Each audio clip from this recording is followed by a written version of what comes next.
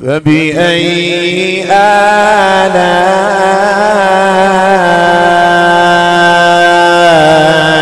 ربكما تكذبان؟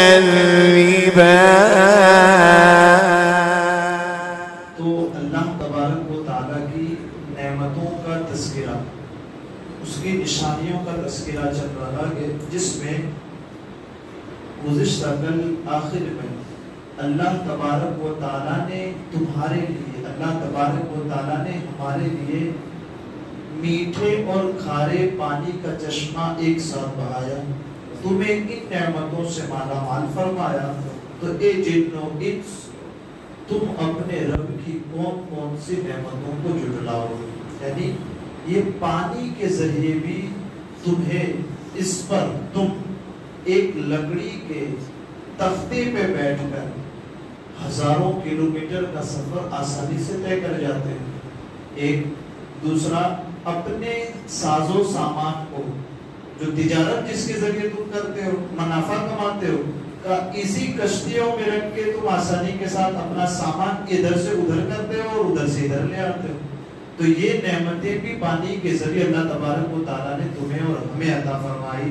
تو یہ جنو انس تم ہماری کون سی نعمتوں کو جھٹلاؤ گے؟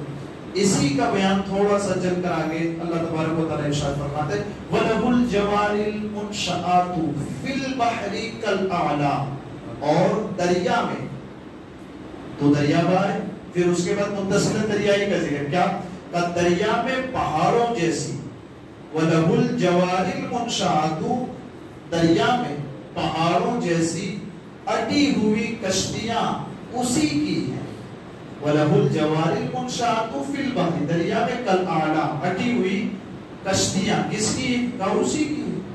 ہم نے تو بنا کر کے چھوڑ دیے، پھر کہ اس کو چلانا کام کس کا ہے؟ کہ ہمارا پانی کا کام تو ڈبا دینا ہے۔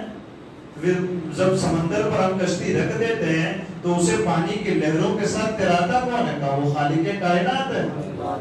کہ یہ کیسے؟ کہ کشتی بنانے کا علم تم جانتے تھے، کشتی بنانے کا طریقہ تم اور ہم جانتے تھے؟ کہ نہیں، کہ وہی طریقہ کس نے دیا؟ کہ وہ خالق کائنات نے دیا، وہ اللہ تبارک و تعالیٰ نے دیا۔ تو اللہ تبارک و تعالیٰ کی دی ہوئی نعمت سے تم نے ایک اور نعمت حاصل کر لی، کہ حقیقت میں یہ نعمت دینے والا تو اللہ تبارک و تعالیٰ ہے۔ تو ہاں کشتیاں بنائی اللہ تبارک و تعالیٰ کے وہ علم ہمیں سکھانے سے ہم نے کشتیاں بنائی، لیکن یہ بنی ہوئی کشتی بھی اگر ہم سمندر پر کھڑی کر دیں کہ پھر اس کو ہم تیرا نہیں سکتے۔ کہ یہ خالق کائنات کی قدرت ہے کہ پانی چیز کو اپنے اندر داخل کرتی ہے، لیکن اس کشتی میں تم بھی سوار ہو جاؤ، تمہارا ساز و سامان بھی سوار ہو جائے۔ اللہ تبارک و تعالیٰ اس کشتی کو اپنی قدرت کاملہ سے تیرا کر تمہیں بھی بچاتا ہے، تمہارے سامان کو بھی بچاتا ہے، اور تمہیں اس پار سے اس پار بھی پہنچا دیتا ہے۔ اللہ تبارک و تعالیٰ کی یہ نعمتیں ہیں۔ یہ کیسے؟ کہ تم زمین پہ دیکھو، جنگلوں میں دیکھو، کہ کیسا ہے کہ پہاڑ ایک میدان ہے، کہ اس میں ایک پہاڑ نظر آئے گا اچانک، تو ایک یہی تم ریگستان میں چلے جاؤ، کہ ریگستان پوری ریت ہی ریت نظر آئے گی، کہ اس میں اونٹ تمہیں نظر آئیں گے۔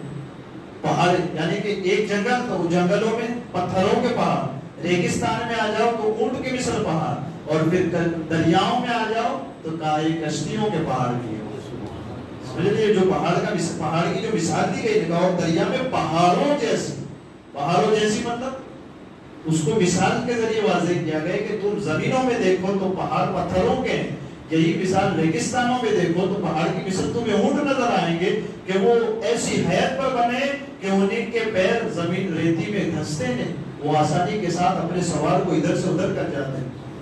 اسی طرح سمندر کا یہ کشتی پانی ڈبا دیتا ہے، لیکن اسی کشتی میں سوار ہو جاؤ تو ادھر سے اس پار تمہیں آسانی سے کر دیا کرتا ہے۔ اللہ تبارک و تعالیٰ کی بے پناہ نعمتیں۔ یہ چار چیزیں یہاں ذکر ہوئی، کیا؟ دیکھیں، اللہ تبارک و تعالیٰ نے انسان کو مٹی سے بنایا، یہ ایک چیز۔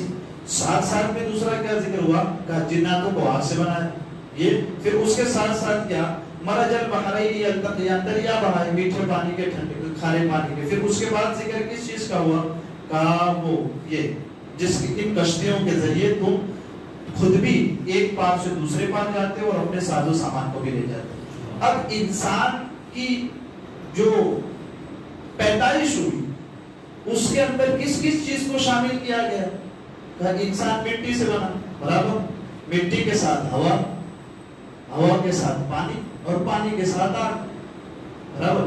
تو خلق الانسان من صلصال سے لے کر یہاں تک 25ویں آیت تک، یہ جو 10 آیتوں 12 آیتوں کا جو سلسلہ ہے، اس کو اگر ہم جوڑ کر کے دیکھیں تو انسان کو جن 4 چیزوں سے پیدا کیا گیا ہے، آگ، پانی، ہوا، مٹی، یہی چاروں چیزوں کا ذکر الگ الگ جگہ پر اللہ تبارک و تعالیٰ نے ایک ساتھ فرما دیا. خلق الانسان من صلصال، مٹی کا ذکر آ گیا، پھر ساتھ میں جناتوں کو آگ سے بنا دیا، وہ آگ کا بھی ذکر آ گیا، ساتھ میں نیچے پانی کا بھی ذکر آ گیا، پانی کا دریا بہائے نا تو پانی کا ذکر بھی آ گیا. اب ہوا کا ذکر کا، جو کشتیاں سمندر میں چلتی ہیں وہ کس رخ پہ چلتی؟ تم اگر وہ پھاوڑا چلاتے ہو تو چلتی ہے، کہا نہیں، وہ ہوا کے جھونکے اور ہوا کے رخ اپنے کشتیوں کو موڑتے ہیں، تو کہا ہوا کا بھی تذکرہ ہوگی. تو انسان کو جن 4 چیزوں سے پیدا کیا گیا، اس کے عناصر اربع، جن 4 چیزوں کو ملا کر انسان کی تخلیق ہوئی، اللہ تبارک و تعالیٰ نے ان 8 آیتوں میں ان تمام کو الگ الگ طور پر یکجا بیان فرما دیا کہ آگ، مٹی، ہوا اور پانی، چاروں کا تذکرہ ہوا. ٹھیک ہے. پھر یہاں اللہ تبارک و تعالیٰ پھر اس کے بعد فَبِأَيِّ آلَاءِ رَبِّكُمَا تُكَذِّبَانِ، تو اے جن و انس، تم اللہ اپنے رب کی کون کون سی نعمتوں کو جھٹلاؤ گے کہ اللہ نے تمہارے ہمارے لیے ہمارے فائدے کے لیے سمندر میں بڑی بڑی کشتیاں جاری فرما کر ہم پر اور تم پر جو انعام فرمائے، تم ان نعمتوں میں سے اپنے رب کی کون کون سی نعمتوں کو جھٹلاؤ. آگے اللہ تبارک و تعالیٰ ارشاد فرماتا ہے کل من علیہا فان، یہ دوسرا رکوع شروع ہوتا ہے. اب جتنی ساری نعمتیں گنائیں، زمین، آسمان، یہ سب چیزیں گنانے کے بعد اللہ تبارک و تعالیٰ فرماتا ہے ان نعمتوں کو دیکھ کر، ایک تو ہماری قدرت کاملہ کو تو سوچو، ہم کیسے بنانے والے ہیں، ایک دوسرا جب ہم نے بنا دیا اور ہم نے تمہیں استعمال کے لیے دے دیا تو اب اس پر شکر ادا کرو. پورا رکوع اس پر چلا. اب دوسرے رکوع کی پہلی ہی آیت سے، لیکن اس میں گم مت ہو جانا، اس کو اپنا مت سمجھ لینا، یہ میرا ہے، ہم نے نعمتیں دی ہے تو اپنی مت سمجھ لینا، اس میں گم بھی مت ہو جانا کہ ہمیشہ اسی میں رہوں گا. یہ دونوں چیزیں نہیں ہونی چاہیے. کیوں؟ کل من علیہا فان، ہر چیز کو ہم فنا کرتے ہیں، ہر چیز ختم ہونے والی، پہلی آیت سے شروع، ہر چیز کو فنا ہے، ہر چیز ختم ہونے والی ہے. وَيَبْقَى وَجْهُ رَبِّكَ ذُو الْجَلَالِ وَالْإِكْرَامِ، ہاں تمہارے رب کی عظمت اور بزرگی والی ذات ہمیشہ باقی رہنے والی ہے. جس قدرت والے رب نے اتنی ساری نعمتیں بنائی ہے، وہ یہ تمام نعمتیں ختم اور فنا کر دی جائے گی، ہاں بنانے والی ذات ہمیشہ باقی رہ جائے گی. کل من علیہا فان وَيَبْقَى وَجْهُ رَبِّكَ ذُو الْجَلَالِ وَالْإِكْرَامِ فَبِأَيِّ آلَاءِ رَبِّكُمَا تُكَذِّبَانِ، تو تم دونوں اپنے رب کی کون سی نعمتوں کو جھٹلاؤ گے. یعنی زمین پر جتنے جاندار سب ہلاک ہونے والے. کیوں؟ دنیا میں انسان کا وجود عارضی طور پر بس کچھ لمحوں کے لیے ہے، پھر ختم. تو جب عارضی طور پر ہے، لمیٹڈ ایڈیشن ہے، تو لمیٹڈ ایڈیشن آتا ہے اور پھر ختم ہو جاتا ہے. تو کل تم ختم ہو جاؤ گے، لہٰذا وہ باقی نہیں رہیں گے. ہاں جو چیز باقی رہ جائے گی وہ اللہ تبارک و تعالیٰ کی ذات ہے. ہر جاندار کو ایک دن دنیا سے رخصت ہو کر جانا ہے. ٹھیک ہے. یہاں پر جب یہ آیت نازل ہوئی کل من علیہا فان وَيَبْقَى وَجْهُ رَبِّكَ ذُو الْجَلَالِ وَالْإِكْرَامِ، تو ملائکہ آپس میں کیا گفتگو کرتے ہیں؟ انسان ختم ہو جائے، انسان کو پیدا کیا نا، تو یہ آپس میں گفتگو کر رہے ہیں ملائکہ. فرشتوں نے کہا انسان ختم کر دیے جائیں گے، ہلاک ہو جائیں گے. اب اپنے اندر سوچ رہے تھے شاید ہم باقی رہ جائیں. کیوں؟ زمین پر جتنی بھی چیزیں وہ سب ہلاک ہو جائے گی. برابر. کل من علیہا، یا جو علیہا ہے نا، جو یہ الف زبر ہا، اور اس کو لیجئے گا والارض وضعها للانام، جو ہے نا زمین کو بچھونا بچھا ہے. تو یہ ہا کا کانٹیکٹ نہ اس ہا سے. ٹھیک. تو یہ جب آیت نازل ہوئی ہے نا تو فرشتے کیا کہتے اپنے اندر، یہ تو سب ختم ہو جائیں گے، ہو سکتا ہے ہم رہ جائیں. مطلب یہ میں اپنی طرف سے کہتا ہوں ہو سکتا ہے ہم رہ جائیں. لیکن جب دوسری آیت نازل ہوئی نا کل نفس ذائقۃ الموت، جب یہ آیت نازل ہوئی تو ملائکہ کہتا ہے ہم بھی نہیں چھوڑے جائیں گے، اب ہم کو بھی موت ہے. پہلے جب یہ آیت نازل ہوئی تو کہتے تھے انسان ختم کر دیے جائیں گے، لیکن جب دوسری آیت نازل ہوئی تو پھر ملائکہ نے بھی اقرار کر لیا اور انہیں یقین ہو گیا کہ اب ہم کو بھی جانا ہے اور ہم کو بھی ختم ہونا ہے. ٹھیک. وَيَبْقَى وَجْهُ رَبِّكَ ذُو الْجَلَالِ وَالْإِكْرَامِ، سب کچھ ختم ہونا ہے، صرف اللہ کی ذات باقی رہنی ہے۔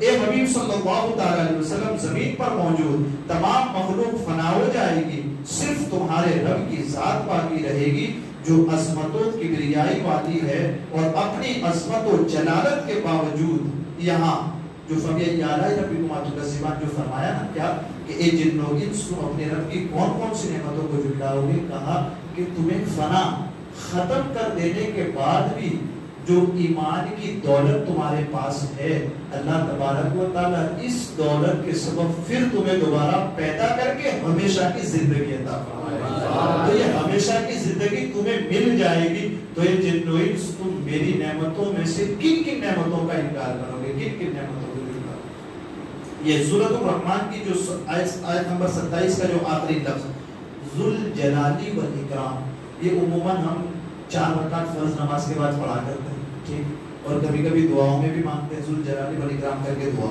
اس کی خاص فضیلت آئی ہے۔ فضیلت کیا آئی ہے؟ حضرت انس رضی اللہ تعالیٰ عنہ سے روایت ہے کہ نبی اکرم نور مجسم صلی اللہ تعالیٰ علیہ وسلم نے ارشاد فرمایا اس دعا کو یا ذل جلال والاکرام کو لازم پکڑو، مضبوطی سے پکڑو کہ اس کی کثرت کیا کرو۔ کثرت کیوں کیا کرو؟ اس کی دوسری حدیث پاک وضاحت کرتی ہے کہ نبی اکرم صلی اللہ تعالی علیہ وسلم ایک ایسے شخص کے پاس سے گزرے جو یا ذل جلالی والاکرام کہہ رہا تھا، آپ سرکار صلی اللہ تعالی علیہ وسلم نے اسے ارشاد فرمایا جب تو یہ لفظ کہہ رہا ہے، جب تو یہ جملہ بار بار ادا کر رہا ہے، اللہ تعالیٰ تیری دعا کو قبول فرما لے گا، اللہ تعالیٰ تیری دعا کو قبول فرما لے گا۔ تو ہمارے اور آپ کے لیے بھی ایک بات اور ایک نئی بات ہمارے سامنے آ جائے کہ جہاں ہم دعائیں مانگے تو جہاں اتنی ساری دعا مانگتے ہیں وہاں یا ذل جلالی والاکرام کا لفظ استعمال کیا کرے تاکہ اس کے سبب ہماری دعائیں قبول ہو جائے۔ حضور صلی اللہ علیہ وسلم کے حدیث پاک۔ یہ ایک آخری بات ہم سمجھ کر کے اپنی گفتگو کو ختم کر دیتے ہیں۔ فنا مطلب ختم، اسی کا دوسرا نام کا موت۔ تو زندگی نعمت ہے، زندگی نعمت ہے، اللہ نے دی اتنی بڑی نعمت نہیں کہ اسی طرح موت بھی نعمت ہے۔ آپ کہیں گے مولانا پاگل ہو، زندگی نعمت ہے یہ تو سمجھ میں آ رہا ہے، لیکن یہ موت نعمت ہے وہ کہاں سے؟ جو موت کو نعمت نہ مانے وہ غلطی کر رہا ہے، جو موت کو نعمت نہ سمجھے وہ دھوکے میں ہے، حقیقتاً دھوکے میں۔ اللہ تبارک و تعالیٰ نے جو سورہ تبارک میں نہیں فرمایا تبارک الذی بیدہ الملک وہو علی کل شیء قدیر الذی خلق الموت والحیات، اسی نے موت و زندگی کو پیدا کی۔ تو ساری نعمتیں اسی نے دی، تو انہی نعمتوں میں موت اور حیات، زندگی بھی ہے اور موت بھی، کہ یہ نعمتوں میں سے اللہ کی نعمت۔ ایک ہمیں اپنی موت کو نعمت سمجھنا چاہیے۔ اچھا نعمت ہم سمجھیں گے کیسے؟ اگر نعمت سمجھو گے نہیں، موت آئے گی نہیں، تو اللہ تعالیٰ نے جو ارشاد فرمایا ان اللہ اشتری من المؤمنین انفسهم واموالهم بان لهم الجنہ، مومنوں کی جان کو، مومنوں کی مال کو ہم نے جنت کے بدلے میں خرید لیا ہے، تو پھر جان جائے گی نہیں، موت کی نعمت ملے گی نہیں، تو پھر جنت کی ابدی زندگی ملے گی کہاں سے؟ سمجھے نا؟ تو موت کی نعمت مل جائے اسی پر تو جنت کی نعمتیں ملے گی ہمیں۔ تو پھر جو موت کو نعمت نہ سمجھے تو یقیناً وہ غلطی کر رہا ہے۔ اس کو حضور صلی اللہ علیہ وسلم کی حدیث سے سمجھتے ہیں کہ ایک جنازہ حضور صلی اللہ علیہ وسلم کے پاس سے گزرا تو نبی اکرم صلی اللہ علیہ وسلم نے ارشاد فرمایا مستریح و مستراح منہ۔ صحابہ کرام رضوان اللہ تعالی علیہم اجمعین نے عرض کیا تھا آپ تو ایسا ارشاد نہیں فرماتے، یہ آج جو آپ نے کہا کیا مستریح و مستراح منہ، اس کا کیا مطلب ہے، اس کا کیا معنی ہے؟ ارشاد فرمایا مومن بندہ جب مرتا ہے تو وہ مصیبتوں سے نجات پا جاتا ہے، وہ تکلیفوں سے نجات پا جاتا ہے، مصائب و آلام سے راحت و سکون پا جاتا ہے، اور اپنے رب کی آغوش رحمت میں پہنچ جاتا ہے۔ وہ اپنے رب کی آغوش رحمت میں جو پہنچے تو پھر وہ نعمتوں ہی کا تو صلہ، ٹھیک ہے۔ اور پھر آگے ارشاد فرماتے آگے لیکن بدکار آدمی، مومن کے مقابلے میں بدکار آدمی جب مرتا ہے تو اس کے مر جانے سے اللہ تعالیٰ کے بندے جو اس کے ساتھ رشتہ دار وغیرہ جو رہتے ہیں.